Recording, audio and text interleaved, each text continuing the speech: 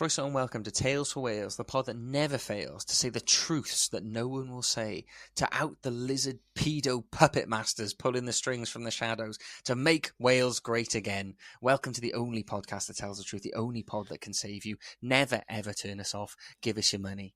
That's basically all I could do. I was thinking, where's he going with this? But I realised Truth Social, make Wales great again. Hence, Yeah, that's what actually we should call this. Alex this Jones episode. in it. Yeah. Sorry? Yeah. Should rename this episode Make Wales Great Again? Make Wales great again. We got it to it. Lean into the was it the Mawa fans? Yeah, the Mauer. The Muga. Muga fans. Muga. Yeah. We'll come to what the episode's about in a bit, shall we? We could just have a quick catch up if you fancy it. Before we fucking, sort the nonces from the... I can't think of a good analogy. Nonces from the chaff. Nonces from the chaff. The wheat from the nonces. Just nonce. Is that anything? Is that a thing? Yeah, we can keep it nice and fluffy to begin with, can't we? Be nice about things. I was going to say as well, the gaming episode we did not long ago had loads of people commenting, so it's quite nice to know we got a big nerdy gamer audience like ourselves.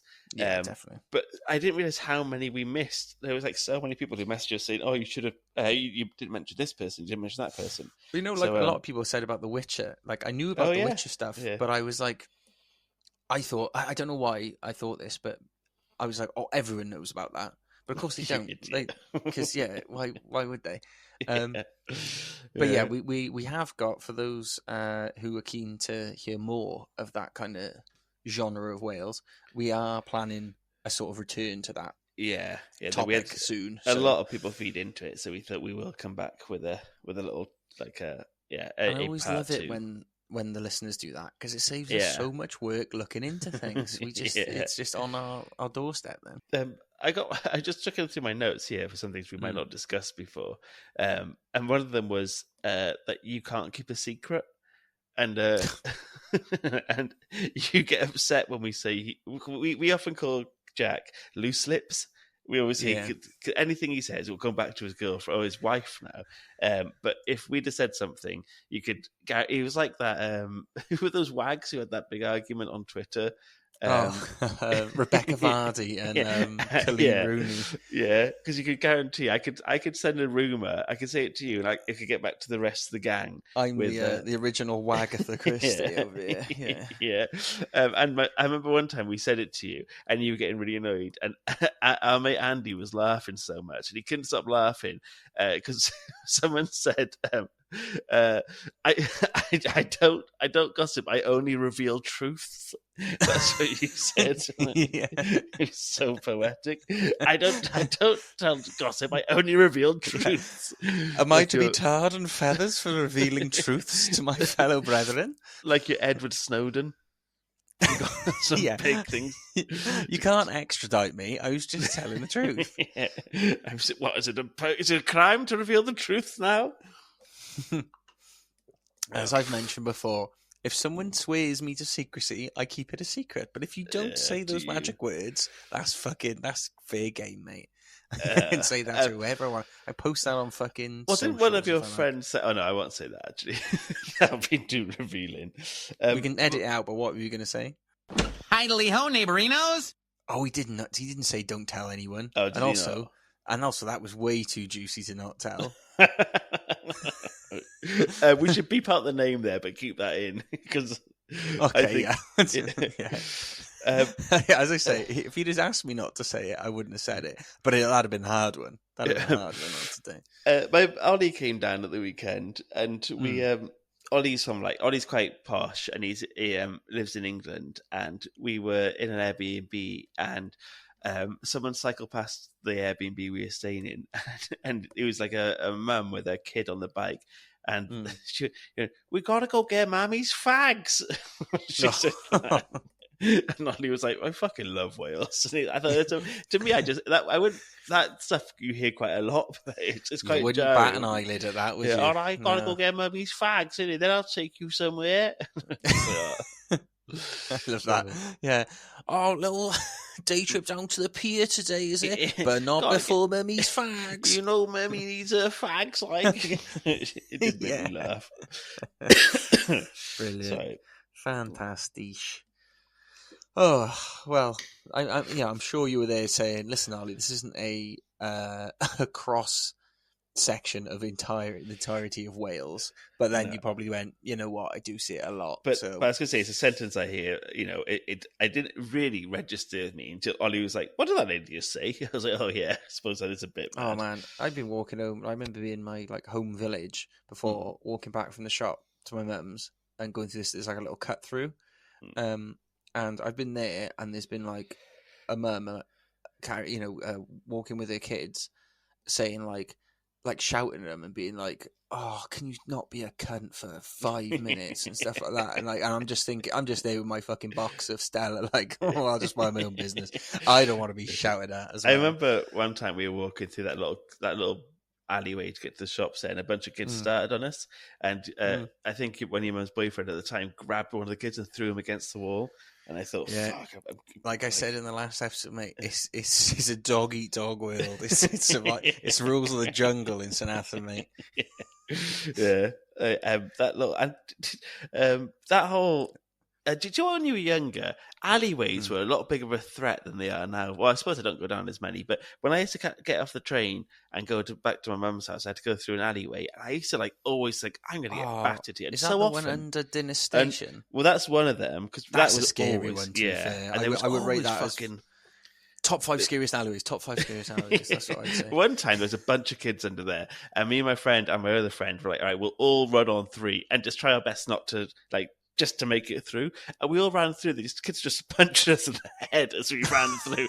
And then we all came up to the other end. And we were like, oh, thank God we made it. All right, on with our day. And it was just like a normal thing to experience. The kids standing in the fucking alleyway or the underpass going like, you know what this is, right? You do your best to get out the other end. We do our best to kick your head in. Do not fall. That's the only thing you can pray for. Leave no man behind. Yeah, alleyways, we're scary. It could be scary, but they're not. I don't know. I don't see myself going down alleyways anymore. You kind of grow out of the alleyway phase, don't you? The alleyway phase. I remember in uni, there was an alley that it was the much quicker way to the train station. I went to the Atrium in Cardiff, and there's a really quick cut through this alley to Queen Street train station. Otherwise, you got to go round. It's a bit of a pain in the ass. And it was colloquially known as Rape Alley, right? And I don't know if that was because of something horrible that happened there or whatever, but it was just very dimly lit. You know what I mean? In the night, it was pitch black down there. And I remember one time we finished in the union. I was walking back to the train station with the girls on my course, and I just instinctively turned down the alley because it's quicker. And she was like, "Oh, I'm not going down there." And I realised how stupid this was a question to ask now, why not? Why don't you want to go down the place called Rape Alley in the middle of the night? What's going on? But maybe the alley phase stays for women, not for true. men. We get over it. Maybe that's true. Maybe it stays a horrifying. Yeah. Well, that actually takes us onto our episode of how we can improve Wales, because this episode is kind of tying in with the elections, which might be over by the time this comes out.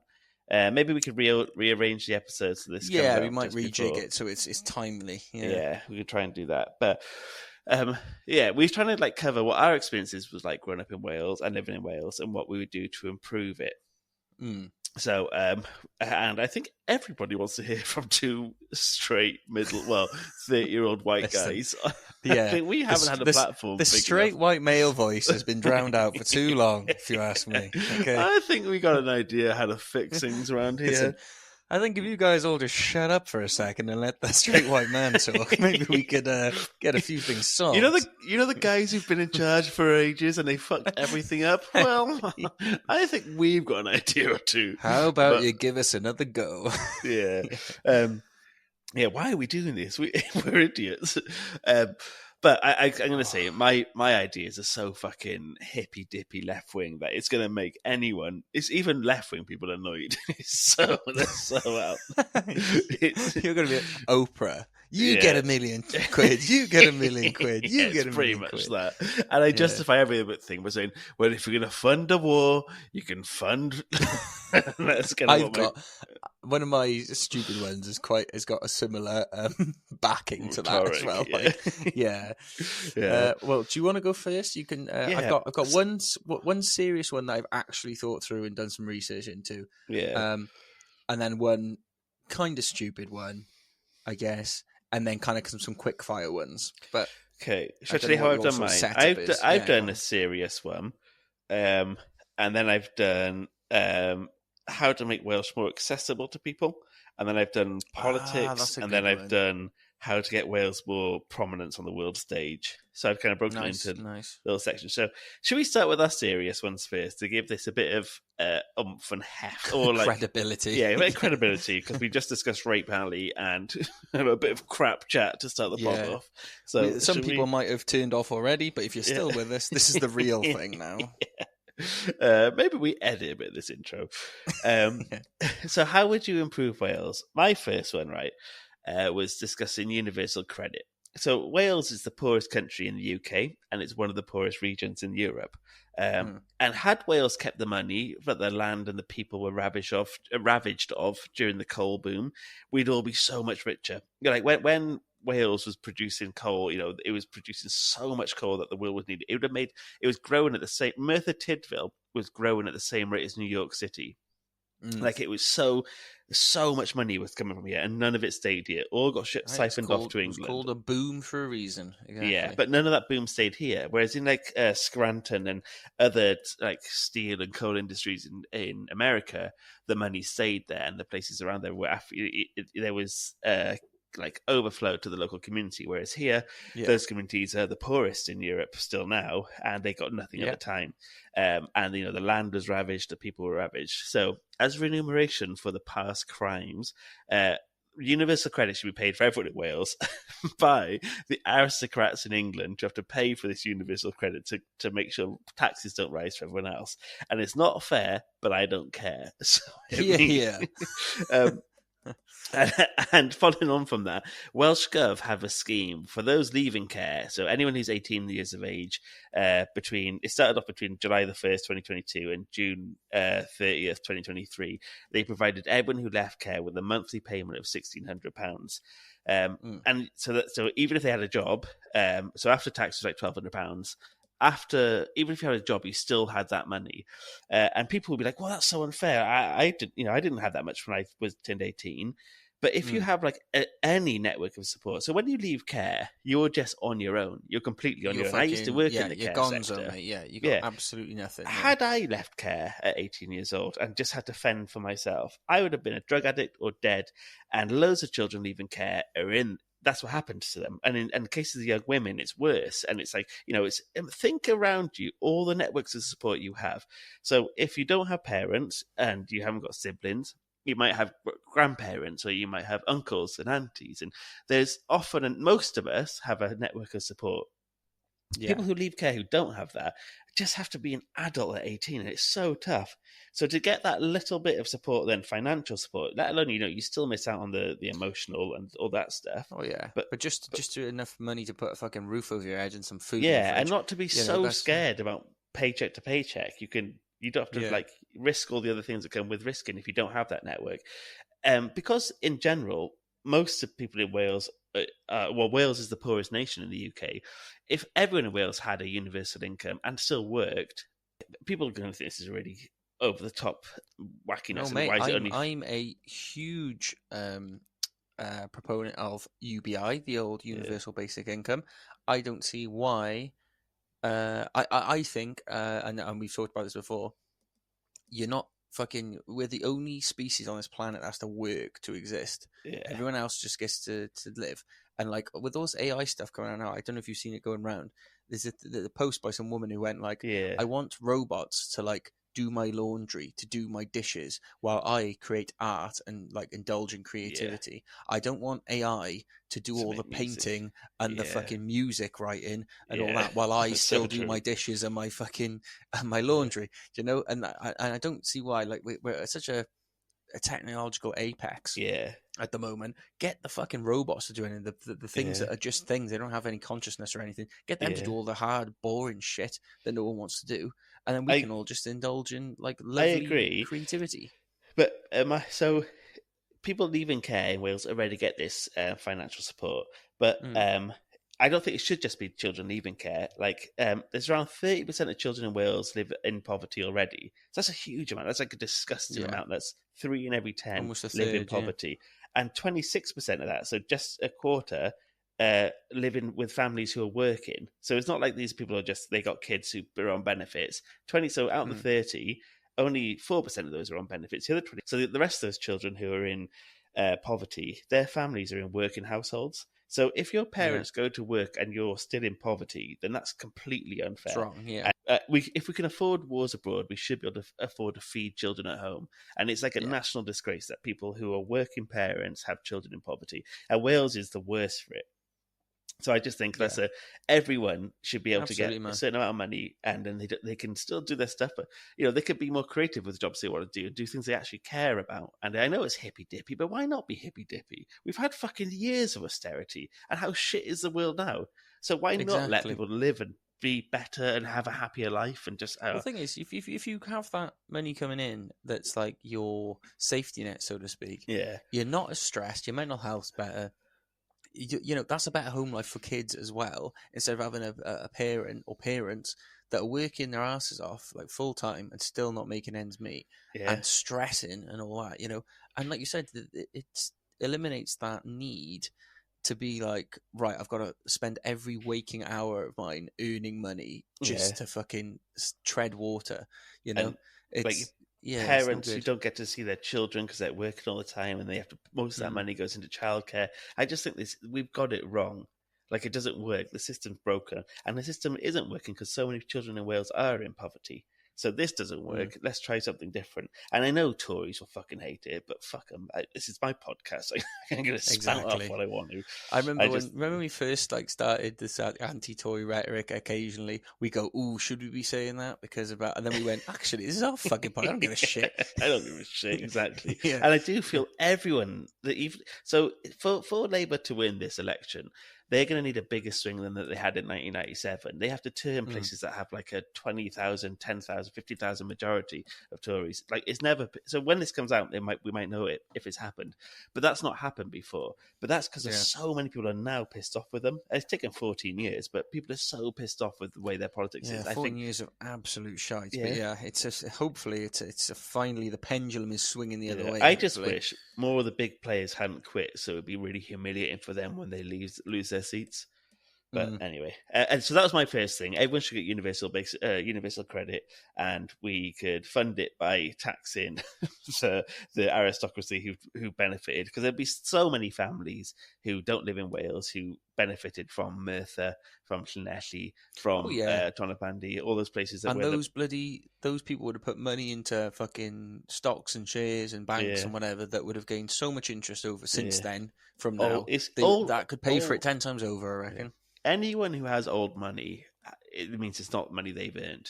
So it's just that's my first. So what's yours? So I'll do my serious one first. Now we'll do double serious, and then we can do double silly.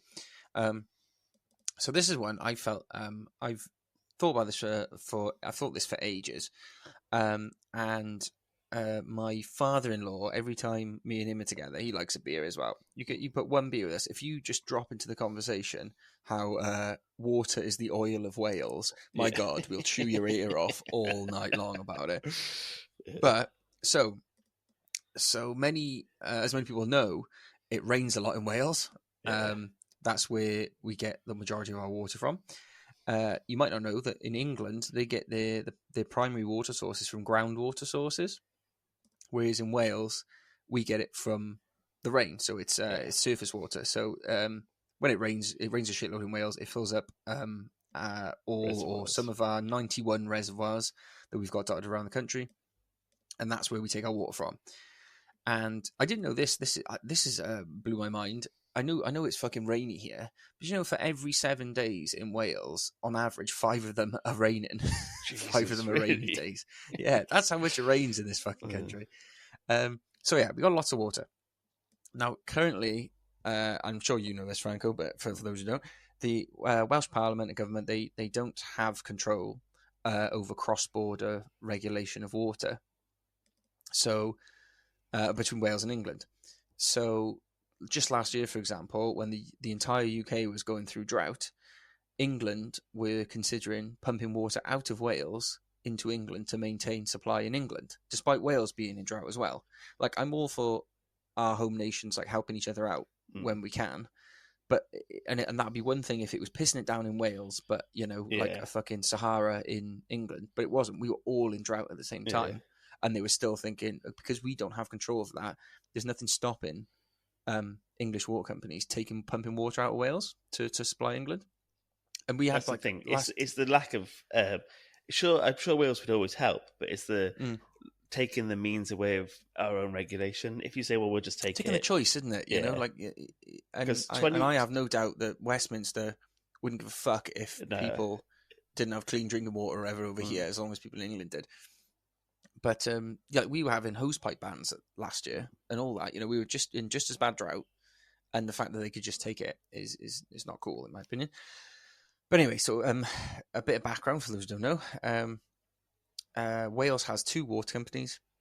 We've got Dŵr Cymru, or Welsh Water, in English, and then we've got Hafren Dyfrdwy, and Dŵr Cymru is the much larger of the two companies.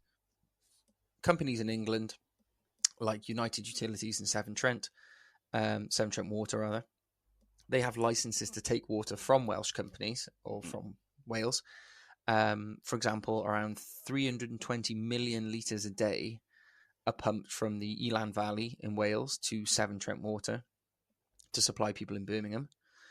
United Utilities, they are allowed to take 252 million litres a day from Lake Vyrnwy to supply people in Liverpool, Cheshire, and sometimes Manchester. And I personally think natural resources should be publicly owned.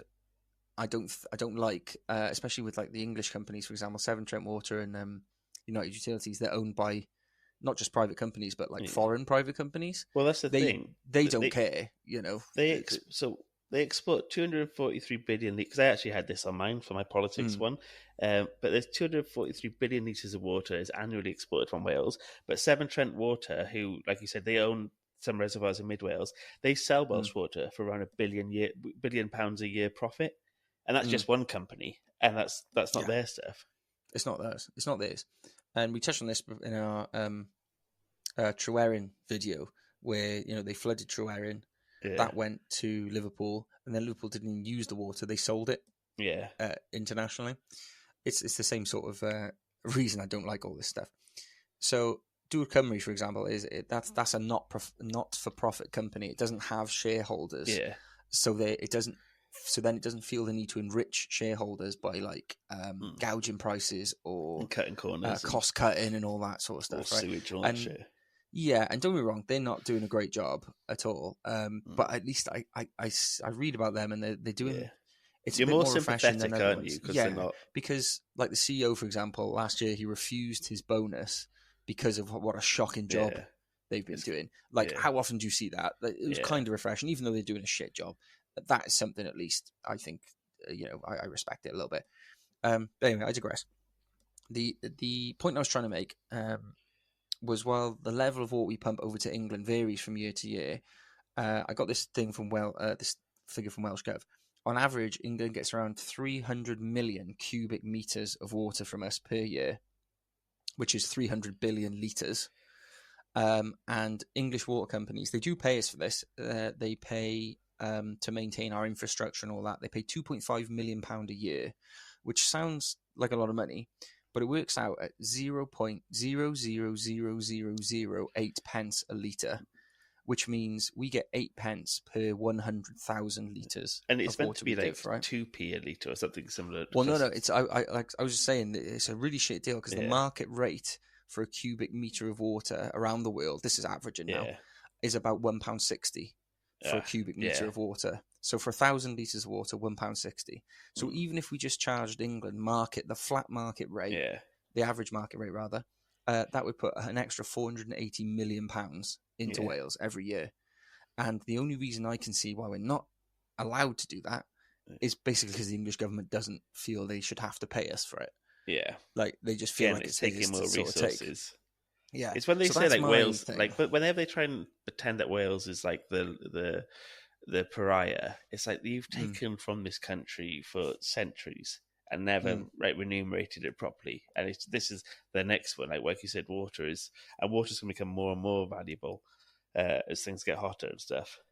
As the climate crisis increases and everything. So yeah, that's my thing, is we should start bloody charging a proper price for this water, because like you said, there's companies that sell it abroad that make fucking loads of money out of it. And it's I don't want to get into I don't want it to be like it's us and them thing. I hate that kind of divisive thing. True.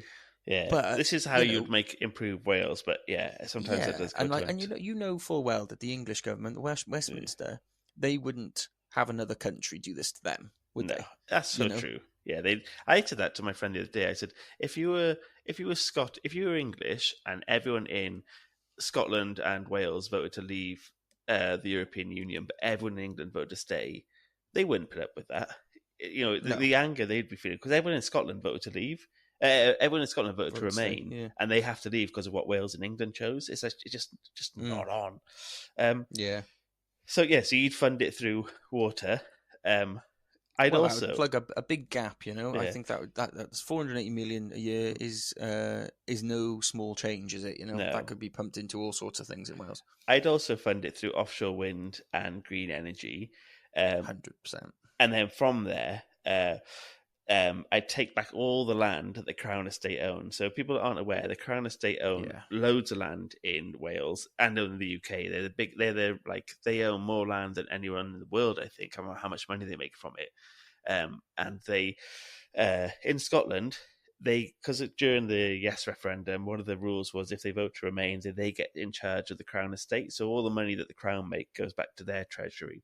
In this country, all the money they make from Wales goes to the treasury, but it goes back to the treasury that funds their lifestyle and their security and their upkeep. So they say it goes back to the treasury. It goes back to the treasury that then diverses into the coffers of the royal family. So it just looks after them. Yeah, it just looks after them. So then they say that tax goes exactly back to them and keeps funding them. So I'd take back all the land from the Crown Estate, which is around £853 million a year in Wales, and the breakdown of the property group values were as follows. So offshore wind, they have 793, and marine energy, so they own all the seabeds and the offshore winds in Wales, and that's 793 million. They own things on the coast, which is 21 million. They own the minerals, 21 million. The cables and interconnectors and rural agriculture and things like that is like 16 million. So if all that was devolved in Scotland, I say they get that themselves. In Wales, we don't. That's £853 million a year, which we could get back if we were to give it from them. But we're not allowed it. Yeah. We're not allowed it. So if you include the investment in offshore and green energy, and include the 243 or 3 billion litres of water we export, that's so much money for a small country of only 3 million people that could be coming back in to support in Wales.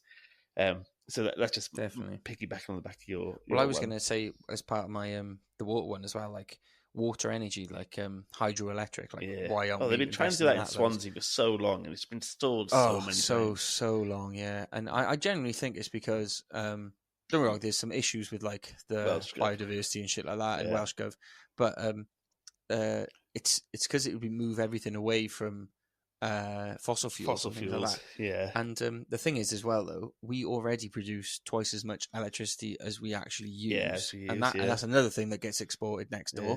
We're the second best country in the entire world for recycling.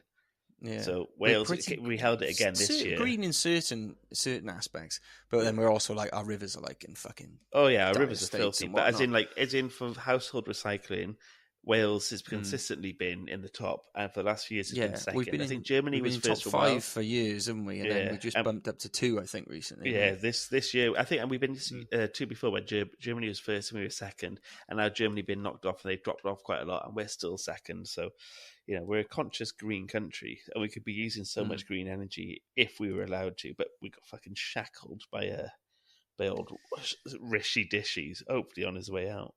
Yeah, fingers crossed. But Kia won't change anything either. So anyway, Go on. I don't want to get too political. Go on. Yeah, go on. Let's lighten it up with a funny one now. Okay, so so this is actually, I won't do a mega funny one. I'm going to just do another slightly. No, I won't. Let's do light and shade. So for politics, I would. I don't want to exclude anybody because I know we have a breadth of listeners, and some will be more right wing, and some will be left wing and centre. Blah blah blah blah blah, and some people won't care at all. But there are certain people in politics who I detest, who I think are a stain on Wales, and they are all conservative. And not all conservative. Shock. These are this is going to blow your mind, guys. This is going to blow your three Welsh conservatives who I do think are morally bankrupt and bad people. I think you could be a conservative. So, like, there are definitely conservatives who are so in line with my own morals, and I think, and it'd be crazy to think, well, just because you're a Tory, I don't like you. That's not it at all. I'm not Labour. I don't dislike Labour. But I don't dislike Tory. Everyone has a different perspective on what they think can improve the country. I do think Alan Cairns, Andrew R.T. Davies, and David T.C. Davies are bad people. So another way, I'm trying to think of how you'd fund an independent, or how you'd fund money to go back into Wales to improve Wales. And I think if you ship off Alan Cairns, Andrew R.T. Davies, and David T. Davies to Skomer Island, and we film it. we film it, and we get loads of Bear Grylls the Island. It is series, Bear Grylls the Island, and then we get loads of revenue because people are going to watch it because they'll turn on each other so quick. I'd be tuning in the moment that came on telly. I reckon Andrew R.T. Davies, big ruddy fakes gammon, he'd be eating all their rations secretly, so he'd be there scoffing away, causing camp until Andrew, we're going to go try and hunt some puffins. Can you just look after all the emergency Mars bars we've got? He comes back. What Mars bars? Chocolate pig mush. Came in. Alan Cairns is like a weasel of a man. We'll be trying to like plot. He's less of a weasel. He's a bad person. Like he had someone on his team who threw who purposely ruined a witness's statement during a rape trial, and his aide, that was his aide, and he defended his aide, like a truly bad person. He would be trying to like plot some fucking backstabbing over, he'd try and take control of all the other ones and try and take charge. But he'd be a weasel about it, wouldn't he? Total weasel. Yeah. And then David T.C. Davies, who's the Secretary of State for Wales, who is the biggest worm, who literally will do anything to stay in power. If you ever listen to the rest of his politics thingy, whenever they mention Wales, they mention him. They're just like, he will just be a turncoat for wherever the wind is going. He'll do anything to stay slightly remorseful. Like, there was once a joke. Fucks me off more than someone like that who is just has no spine whatsoever. Like, don't get me wrong, I'm not saying I'm the most fucking principled person in the world or whatever, but there's certain lines that you wouldn't cross. But yeah, absolutely someone who would just do anything, absolutely anything, as long as like someone a bit more powerful than him. So I just picture him on this island, Andrew eating all the food, Alan always trying to be some like cruel leader, and then David T. Davies like flopping either side. Whoever's winning that day, he'll be behind the going, "Yeah, you better listen to him, guys. You better watch him." Doing an absolute Grima worm tongue to both of them, like scuttling between one and the other. I don't even think he's that clever. I think he's more just he's just like such a little grub. He's sycophant, like, and he'll just hang to whoever he thinks in power. But I think that'd be really good telly, and I think that we could run adverts on it to reinvest into Wales for all the damage that they've done. Absolutely, you could make a mint out of that, and then you take them off and go, "Sorry, mate, we're picking you up now," and then you put them in the boat, and then you just drive round the other side of Skomer Island, drop them off again, season 2, and then they go, "What? This isn't fair." But there we go. That's our opening episode. Yes, easy peasy. I like it. So what's your silly one? Right. So this is a cause very close to my heart, and it is the bring back the £10 all you can drink nights that they used to have in Jumping Jacks. All right. So we've mentioned this a few times on the pod before, but for those who maybe have missed it, back in the day, Cardiff was home to a dingy little club called Jumping Jacks, And for the bargain price of £10 you could get into said club and you could drink literally as much as you wanted. And when I tell certain people this, normally younger people are like, I know my younger brother ages or something like that. They don't believe that it actually meant all you could drink. You could literally sit at the bar, providing you kept your get cup. Another one. Exactly, that was what I was just about to mention. You got your cup when you came in, and if you lost your cup, tough shit. You had to pay another £10. But people often leave the cups around, so you could easily pike them. Yeah, absolutely. But do you remember they put up the price to £12.50 or something like very reasonable at that? And we were like, "This is a joke." We said, "This country's gone to the dogs." We were about 17 when we did that. It'd be £10 to get in. We'd catch a train in where we wouldn't pay for the train, and we could often get past the turnstile without paying for the turnstile. So no train fare on the way in. £10 for the train. £5 or £2.50 for a double cheeseburger from McDonald's, and then we'd all chip in £2.50 for the taxi, and you could do town for £15. That was great. Boozed up all night, drink at my house before going in. Yeah, a couple of cans at yours before we went in. Yeah. Train in that we wouldn't pay for because there was a little trick you used to be able to do down in Cardiff Central where if you got in the lift, I went to the bottom floor. Yeah. Went in the lift and went to the bottom floor. Yeah. You could go out and there was no Isn't that no barriers. Thick? That's so mad from them. Such terrible design. I don't know why. I like to think like the guys who were running fucking Arriva at the time, the train company, were going, "How's this happening? We're losing so many fares. I just don't care." Like so easy. But those are the days, man. £10, get in, get as much booze as you want, and then all chuck in £2.50 for the taxi at the end of the night. Lovely stuff. Yeah, all stay at my mum's house, all in the back room together, the beer room. It was great. But there was places up and down the country that did nights like that. Jumping Jacks. Do you remember Jumping Jacks also had Naked Tuesdays? I do, yeah. And whoever first gender to get naked, that their gender got to drink free all night. Got free or drinks like half all drinks. night. Or buy one, get one free. Oh, they'd have a bloody hard time these days, wouldn't they, with all the genders? That could be a good joke, maybe, if you think about it. Yeah, if I really thought about it, I was thinking, gender, current events, Jumping Jacks, Naked Tuesdays, how do I make this work? But anyway, these Jumping Jacks were not ready for progressive views on gender. They were going to no, very much, no. They were very much a binary kind of club. But yeah, I never went on a Naked Tuesday. Funny enough, I don't know who's going Tuesday night. Let's go out and get fucking. I think howling. It was more for students, and we were too young to be students. But even then, I thought, is this on? It doesn't quite feel on. It just always felt really quite grubby. Yeah. I think guys would be like more than happy not to pay for their drinks on night, so they got to see some poor drunk person. Some titties, man. Yeah, exactly.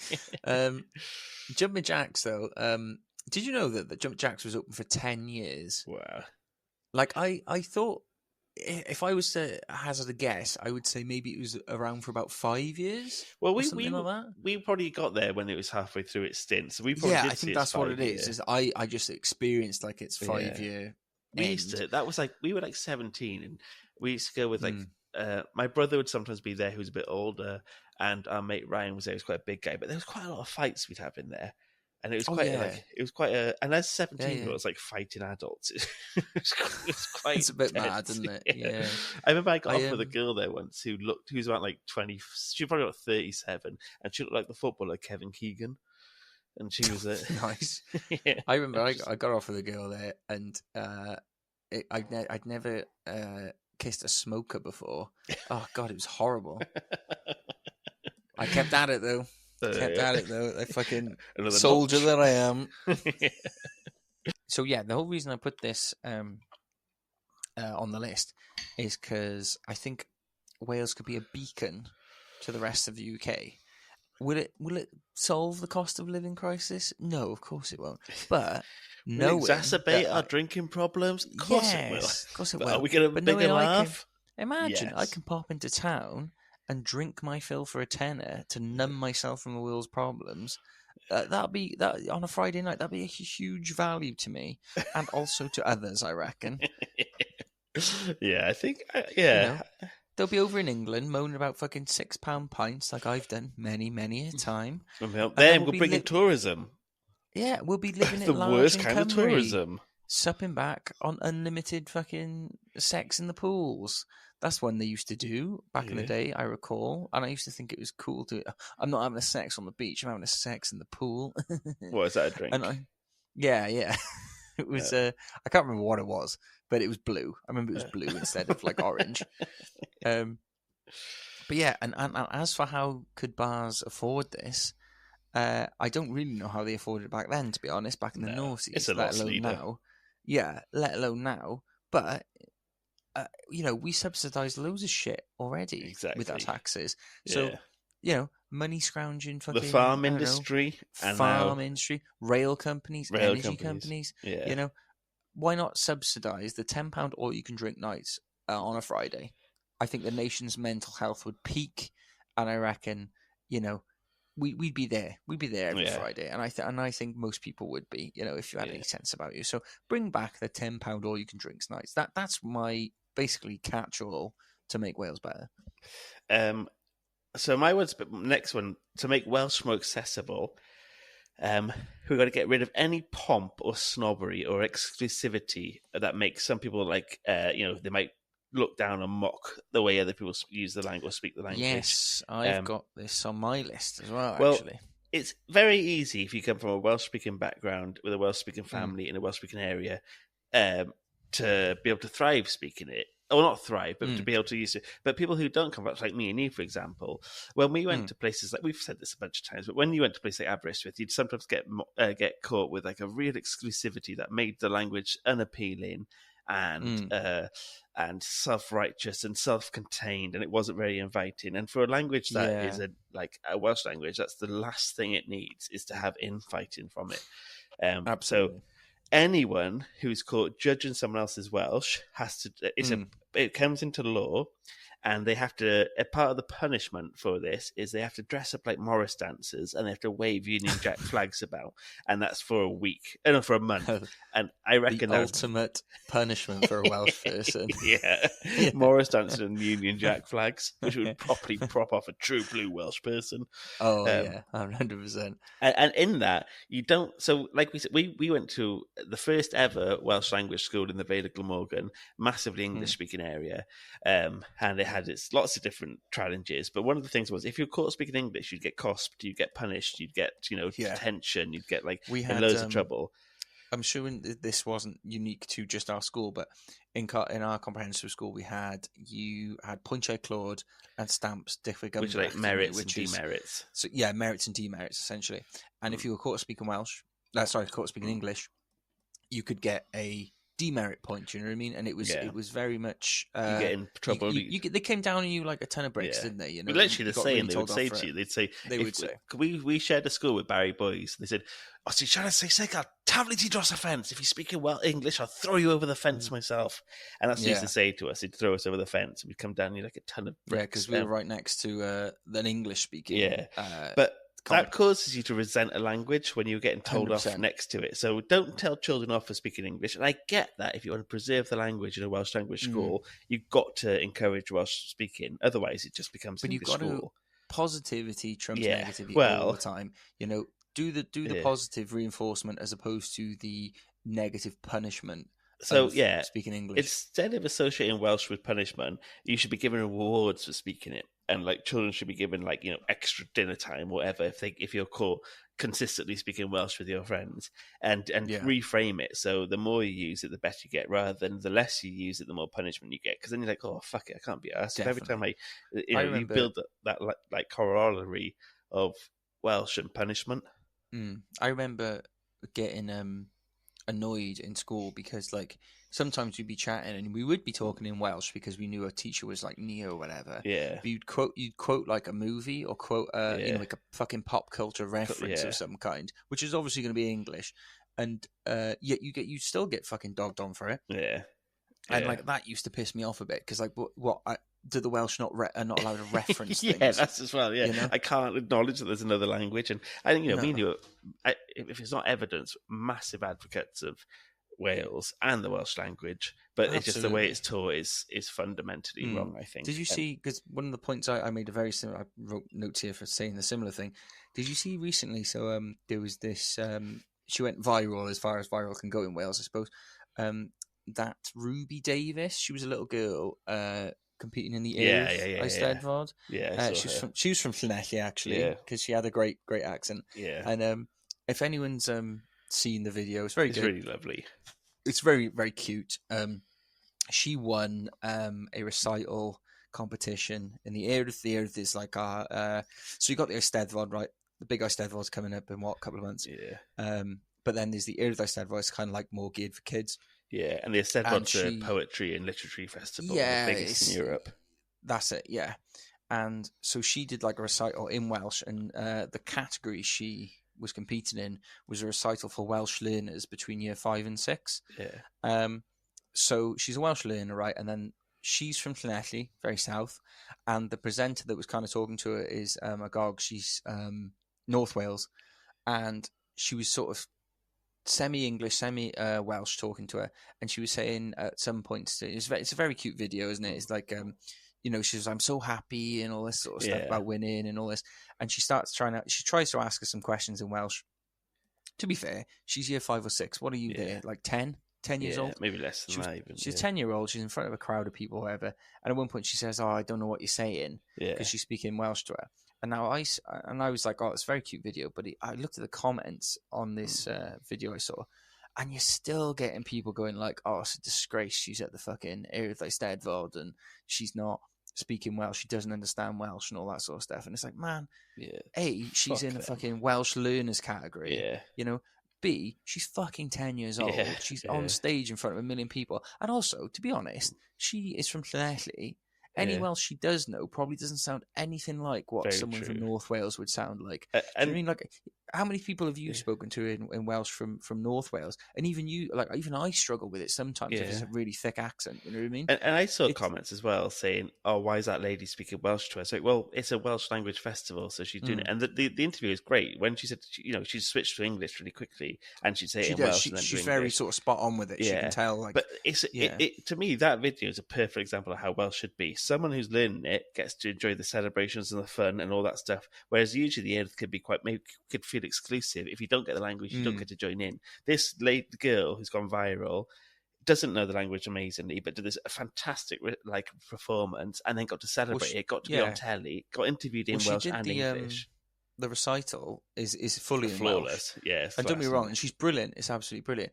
And it's completely fine, the fact that she might not be totally 100% fluent. But that's what it should be. That's what I'm thinking. If you want a language to be, if you want the country to be bilingual, which it is, and it always will be bilingual, you have to have a halfway house, which we don't have at the moment. It's either you don't have confidence to speak any of it, or you don't like people who don't speak it 100% fluently. Yeah, and that's broad general strokes, but I mean that's kind of like how. And we're saying, there's fucking knobheads on Instagram comments, I'm talking about. And there are people that do this in real life as well, but they are few and far between. Don't get me wrong. They are, it's not the bog standard. It is few and far between.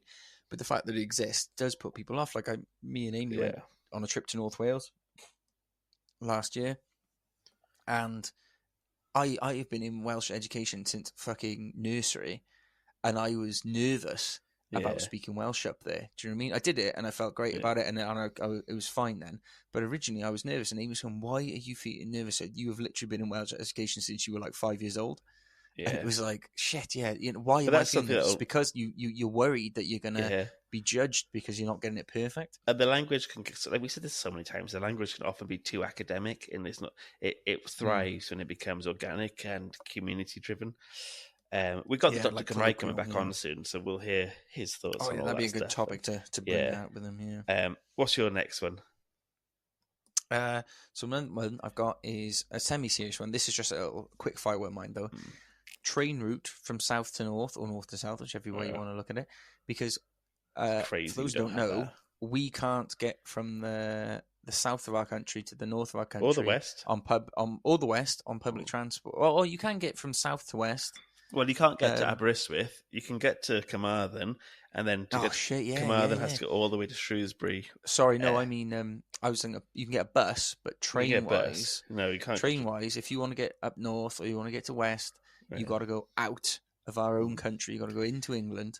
Yeah, if I want to get from Cardiff to Aberystwyth, I have to go to Shrewsbury, and then and it's so long. and expensive. And if you want to get up north, it's the same thing. Got to go to Shrewsbury, switch at Shrewsbury, and vice versa. And I think it's staggering to me that we don't have a link. And it seems very. Go on. We missed out on that £4 billion that Wales are meant to get through that. Yes. When England invests in its own infrastructures, Wales and Scotland and Northern Ireland should get a similar amount, and that's representative for them. And even though HS2, a single track wasn't going to be laid in Wales, Scotland got its fair share, Northern Ireland got its fair share. Wales didn't because they said it would benefit Wales, despite not a single track being laid there. And then when it got cut shorter and shorter and shorter, they then said that they'd electrify certain rail routes and stuff, but nothing that anyone in Wales wanted. It was train lines between places that the things we need is north to south, south to west, north to west. To give, just for maybe our Yankee Doodle Dandy listeners, HS2, if you're not aware of it, is it was a multi-billion-dollar fucking rail ultra fast rails project, ultra fast rail thing, and it was meant to be from the south and to connect the south and the north of England, basically. But the thing is, the money for that came from the whole pot of the UK, so Wales is putting into it as well. They just use taxes for bill. It's just taxes in general. There's a formula they use that when they improve infrastructure in England, it'd be unfair if they just did that. They have to do it for all the other countries, and it equates to $4 billion because they spent so much money on HS2 and so little of it came to fruition. They cut it massively. It was meant to connect loads of the north. It meant to be really fast. That all fell apart. But Wales is owed £4 billion, and they just won't do it. It's not like it's not a number plucked from the sky. This is the number that the formula would equate to is $4 billion, and they just haven't given that to Wales. They said it's a Wales and England project, despite not a single track. One of the main policies, isn't it, of Plaid now coming into the election, and I'm so fucking up for that because $4 billion could do so much good here. Definitely, and we got some fucking woeful infrastructure, public transport and infrastructure and stuff like that, and that could just change a lot of things. So my quickfire one, I kind of said this earlier, when I said get rid of the Crown Estate, I'd also ban any royals being able to use Wales in their title. It's subjugatory, it's out of date, it's colonial, and it's wrong to give our name to a bunch of Nazi sympathising nonsense. So, Nazi sympathising nonsense. No English royal is allowed to use Prince of Wales or anything like that. You know what? It is actually... If you are a student of history, as we are, as anyone who listens to this pod is, you will know full well that the title Prince of Wales is not one that's earned. It's a subjugatory one. It's because they conquered us back in the day, and it's not cool. And yes, I agree. Yeah. No, you're not allowed to use that anymore. So that's another quick one. Do you have another quick fire? That's me, mate. I'm spent. All right, I'll go through. So another one of mine, no renaming any cottages or houses into English names. It erodes not only the language, but a sense of community and history. So like Mount Snowdon versus Roethva in Welsh, the word is like etymological links to the great burial mound or grave of the giant Rita Gawr, who was slain by King Arthur, compared to being named after a Saxon word for snow dune. So, it's, the Welsh words have a name for it. It makes sense because it comes from our old tales, our old mythology, our history. Yeah, absolutely. So, no renaming cottages. They can't have, there's some places, I just hate that when you buy a second home in Wales and you just rename it an English name and completely erode the communities and the power those things have. I also would help fund all my left-wing mad socialist ideas by don't have an army. We become like Costa Rica. So Costa Rica doesn't have an army. I think it has like a police force and then an anti-drugs force. So no more paying billions for Trident. Just let England and the USA pick its fights with the countries it wants. We become isolationists. Plus, we'll help any migrants who come in here because people think migrants are bad. The UK is a massive issue with not enough workers, and we desperately need workers. Like we were flying We were flying in fruit pickers from European countries that we used to have free trade for, which we now pay their flights to bring them in because we are having produce go mouldy in fields because we didn't have enough people to pick them. And in Wales specifically, we have a huge issue with care. Like we have an aging population and not enough young people, and we have a real shortage.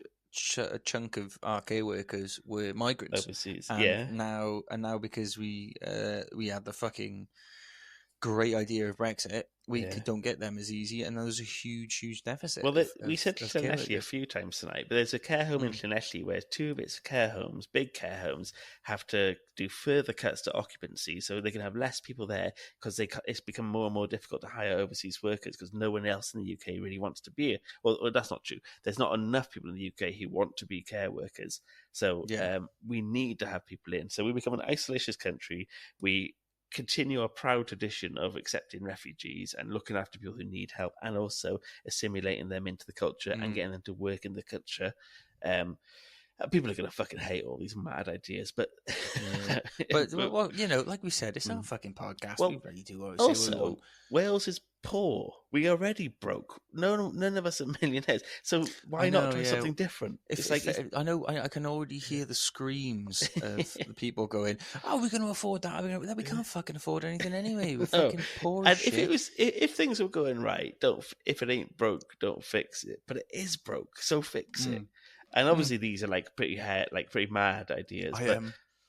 I do like that all the serious points we've touched upon here. Essentially, I almost feel like we're going to lead to us going like, basically, fucking Anna Buddiaith. We want independence. Give us independence. Welsh independence. Give us independence. Let's fucking make our own choices.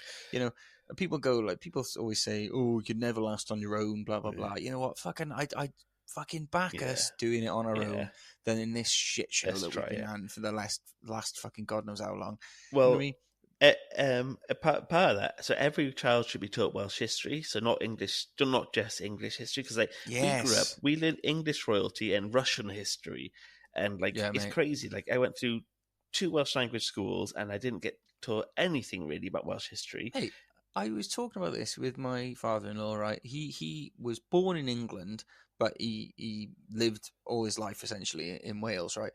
And he was saying he learned about Glyndŵr. And that was kind of it when he was in Wales. Yeah. I think we in school, I remember learning about Glyndŵr and Llywelyn a little bit, but Llywelyn was like the last bit of his life. And Glyndŵr, his rebellion, right? But so many lessons. I remember days reading, listening to fucking things about Henry VIII. Yeah. It wasn't even so much about Henry VII. No, I was going to say, because Tudors, it's not even Henry VII who was Welsh, but it's all about like the Victorians, Henry VIII, Russian history. It's like I did history as a degree in sixth form, and it was all Russian. I was like, who the fuck? Why am I on about this? I don't understand why. Not only just like knowing where you're from, it's so important for a sense of what you are as a nation and knowing what's made you. Part of why we do this podcast, we want to explore what's quite a dim-lighted part of history, Welsh history, despite the fact it's been going for so long. But I think it's really important to cover the good and the bad, so not just to be jingoistic, but to discuss how colonialism has benefited Wales. Yeah, we touched on things like with in the war in England versus Scotland. We were on the side of the bad guys in that. Exactly. We had been conquered. Don't get me wrong, but we still did it. And we're a product of colonialism. We've been colonialized, but we've also been, like in Africa, attacking the Zulus and stuff like that. Wales has played its part in its own stuff. But I think knowing that is really important. And I think a big part of all British history isn't great at exploring its own stuff. And I think that I bet 100 people, thousands of people agree with that I don't think enough UK history is taught. And if you talk to each other, England centric, isn't it? Not even that. I don't think in England they learn an awful lot about their stuff. I think there's not certainly not the bad. Yeah, not the bad, but also like the Blitz and stuff. You might get some things around there, but I think lots of English people who are really proud of their heritage will feel frustrated that there's not a huge emphasis on that's true. Saxon stuff. I noticed with English people they do seem to. It's kind of ironic, a lot of the Little Englander, if you like, who's like English and English is English and British is British, but they don't realise that England isn't something that has been around all that long in terms of history. Do you know what I mean? English is it's like Anglo-Saxon, Norman.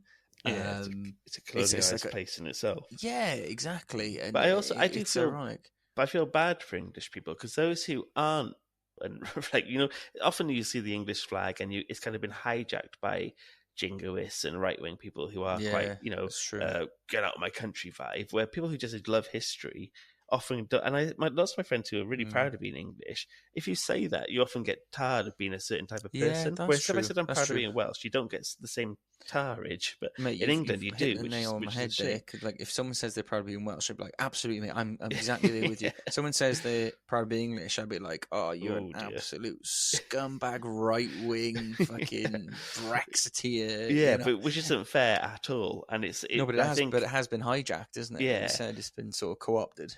And I do think if you taught everyone's history, everyone in the UK's history, so if there was a module about UK history, so Wales, Scotland, Northern Ireland, and Ireland, I think you should include them and England, I think there'd be a lot more understanding from each other. And I think that could be like education is always the key in all of this stuff. And I think that would be a teaching UK education, but an equal footing for all of the 4 nations plus Ireland would be a good step, I think. Yeah, I agree with that one. I'm going to do my quick fire ones now, my silly ones. So how to get Wales a more prominent place on the world stage? Wales, we should start a war. We should... yeah, you know what? A good war could do us some good. We could start a lot of fake news, like a big rumour mill that the Welsh government has claimed the rights to Papua New Guinea or Iceland, and see if that starts an international dispute. Because I think we could have them in a fight. Iceland's only got like 300,000 people. So I reckon we could ship us over there and fucking stomp out any dissidents. I reckon Papua New Guinea people are quite hard, but they're so far away. I don't think we'd actually cross like they got paths. Papa in their name. Big Papa. But so I reckon if we start a war with someone, that'll get us on, and they'll be like, "What? England started a war? No, it says Wales. No, what's Wales? Just Wales. Then they'll figure out what Wales is. Listen, England ain't part of this, right? Yeah. Wales has got beef with Papua New Guinea. Wales and Papua Guinea, we've been at each other's throats for centuries, and now it's finally boiled over. Yeah. So we could do that. Next one, become a big exporter of gangs and drugs, because I don't really know what a Chechen is, or if a Chechnya is even a country, but I've heard of them a lot because they have scary gangs. So it's like, he's a Chechen warlord. So if people in other countries don't know who Wales are, they say, he's a Welsh warlord or he's a Welsh drugs runner. So I reckon he's a Welsh druggie, don't you? Like that, and then they go, what? And go, I've heard about, because you go, I don't know where Wales is, but I know they're bad. I know Chechen warlord. I heard that phrase, but I don't know where that is or who they are. I think maybe like near Russia, but I think if we become a big gang exporter, that could help Wales get on the world stage. Chechnya is officially the Chechen Republic is a republic of Russia, so it's like a small bit of Russia, I guess. Yeah, still not very clear, but we know about them. Yeah, but if we started exporting like a shitload of cocaine or something like that, this is like Welsh white. This is, you know? We call it sheep's wool where we're from. Yeah, they call it the Brecon marching powder. And then my last one: every time Wales qualifies for a sporting tournament like the Euros or the World Cup, we do something fucking mad. Like all the players commit harikiri or seppuku live on telly. So when we get when you qualify, you can't wait to get into that competition. All the players fucking commit seppuku. So where they get knocked down. So they play until they get knocked down. So okay, that makes more sense. I was about to say that makes more sense. It doesn't make more sense, but that makes more sense than going, we just qualified, lads, right? Ready to kill yourselves? Yeah, let's go. Yeah. So we get to the end. So say if we get out of the group stages and then we lose the quarters. A katana is officially part of our football uniform from now on. You can't. It's a religious thing, so you can't take it off us. Yeah. And we have a great young squad. They'll go onto the pitch and go, fuck. You've seen a fucking Shogun? Like you see at the end is like, I will end my line now. They get on their knees and just fucking stab themselves. Yeah. So I think that's quite a good way of grabbing attention. that'll certainly put us on the map. I would agree with that. Yeah. So, what do you reckon? What do you think of those? I hope we haven't gone too hard on this being too serious, because I think I do care about politics and I do care about Wales. So sometimes we've had a bit of both. We've had a bit of yin and yang, and we've talked serious stuff, but we've also talked about Wales sporting teams committing seppuku if they lose. So we've got a bit of both. And also, as you've mentioned many a time before, this is our podcast. We can just talk about what we want. Very true. And I don't want to alienate people, and I do want this to be a broad church. And like we said 100 times, if you're right wing, doesn't mean I dislike you. It's just if you're a certain type of right wing person, I fundamentally don't agree with you. Yeah. Basically, if you're a knob, if you're an arsehole, I don't want to associate. And if you're an arsehole listening to this pod, maybe join the Patreon and we can fucking fleece you for some money. But but otherwise, you don't have to listen. You can bugger off. But I assume anyone who's here at this point is probably aligned somewhat. Yeah. I'm sure you probably think a lot of our stuff is a bit bloody loony lefties. But yeah, I hope we take it with a pinch of salt it's intended with, you bastards. Anyway, Diolch am gwrando. Thank you for listening. And we'll catch you next time. Ta-ra. Ta-ra, ta-ra, ta-ra, ta-ra, ta-ra. That says